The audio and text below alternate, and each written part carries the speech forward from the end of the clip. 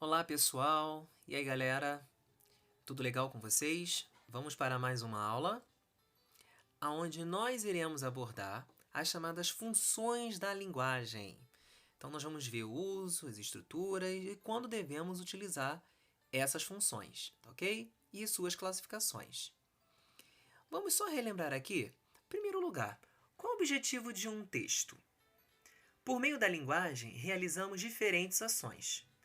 Transmitimos informações, tentamos convencer o outro a fazer ou dizer algo, assumimos compromissos, ordenamos, pedimos, demonstramos sentimentos, construímos representações mentais sobre o nosso mundo. Ou seja, por meio da linguagem, um texto ele pode realizar diferentes ações. Eu posso ter uma ação ou diversas ações como essas misturadas dentro de um próprio texto.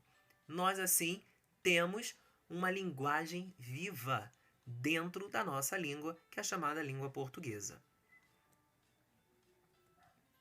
Lembre-se que diferenciar que o objetivo predomina em cada situação de comunicação, ele auxilia a compreender melhor o que foi dito. E lembre-se também que as funções da linguagem elas estão centradas nos elementos da comunicação. E aí você pode estar se perguntando, quais são os elementos da comunicação presentes dentro da nossa língua? Vejamos no próximo slide quais são esses elementos. Então, os elementos da comunicação é o emissor, ou seja, aquele que emite, é aquele que transmite, ele codifica a mensagem. Codificar, tá? É tentar reunir elementos que formam essa mensagem e que precisa ser transmitida, tá? Então essa mensagem, para que eu possa transmitir, eu tenho que reunir primeiro os elementos, né? Para que essa mensagem ela possa ser automaticamente apropriada por outras pessoas. Quem receberá essa mensagem? O receptor, tá? Então, o receptor é aquele que recebe a mensagem e automaticamente é aquele que decodifica. É aquele que vai decifrar a mensagem e tentar entender essa informação ou essas informações que foram transmitidas pelo emissor. Mensagem é o conteúdo transmitido pelo emissor. Tá? Então, é a reunião, é o conjunto de informações. O referente, tá? Nada mais é do que o assunto do texto. Dentro do texto, nós temos um assunto e esse assunto ou assuntos tá?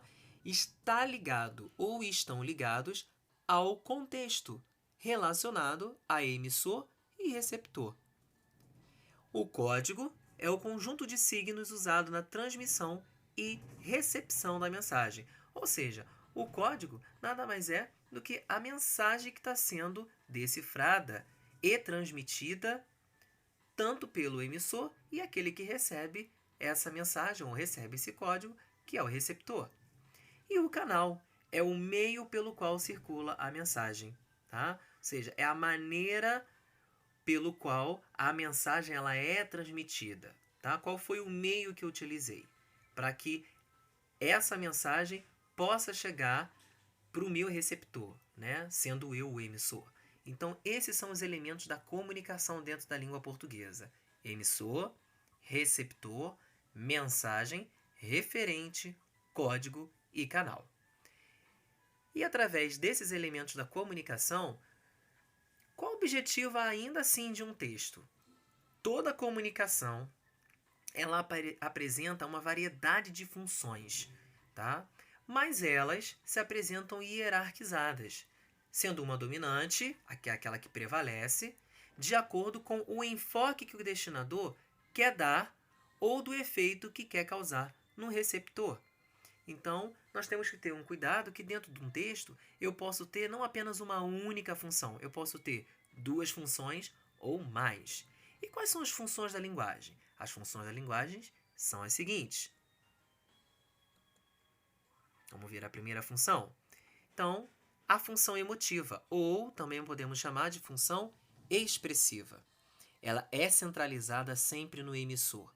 Revela a sua opinião e revela a sua emoção. E nela vai prevalecer sempre a primeira pessoa do singular, ou seja, o eu. Além disso, teremos as pontuações, tá? Que no caso é o uso do ponto de exclamação ou das exclamações e também das interjeções para chamar a atenção para a mensagem. É a linguagem das biografias, das memórias, das poesias líricas e das cartas de amor. Olha um exemplo a seguir. Estou tendo agora uma vertigem. Tenho um pouco de medo. A que me levará a minha liberdade? O que é isto que estou escrevendo? Isto me deixa solitária. Percebam, galera, que nesse exemplo, tá? Eu tenho o verbo estou. Na segunda oração, tenho. A que me levará? O que é isto que estou te escrevendo? Isto me deixa solitária. Então, nós temos a presença, tá? Que prevalece aí sempre de primeira pessoa. Estou, tenho. A que me levará? Ó, então, a expressão me levará. Estou, mais uma vez, me deixa. Então, a função emotiva, ela se centraliza, obviamente, na emoção e na opinião do emissor, mas sempre trabalhando a primeira pessoa do singular. E nós temos mais um exemplo aqui de função emotiva. É o texto chamado O Autorretrato de Mário Quintana. No retrato que me faço, traço a traço, às vezes me pinto nuvem, às vezes me pinto árvore. Às vezes me pinto coisas de quem nem tenho mais lembrança, ou coisas que não existem, mas que um dia existirão. E desta lida em que me busco, pouco a pouco, minha eterna semelhança. No final, que restará? Um desenho de criança corrigido por um louco. Então percebam o seguinte, olha aí. Na função emotiva trabalhada dentro desse texto, tá? Está centrado na expressão dos sentimentos, nas emoções e opiniões de um eu lírico. É um texto subjetivo, ele é pessoal, ele é carregado de sentimentos, de emoções. E perceba que o destaque dado ao emissor, ele é reforçado pela presença de verbos e pronomes na primeira pessoa. Aí eu coloquei o exemplo. Às vezes me pinto nuvem, né? Às vezes me pinto árvore, e daí por diante. Os textos líricos que expressam o estado de alma do emissor exemplificam, então, a função emotiva da linguagem presente dentro do texto. Ok? Vejamos, então, qual é a próxima função que nós temos na nossa linguagem. É a função referencial ou denotativa. Bom, e o que centralizará essa função referencial? O referente, o assunto, quando o emissor procura oferecer informações da realidade. Que informações são essas? São usadas nas notícias de jornal, nos livros científicos e em descrições de fatos.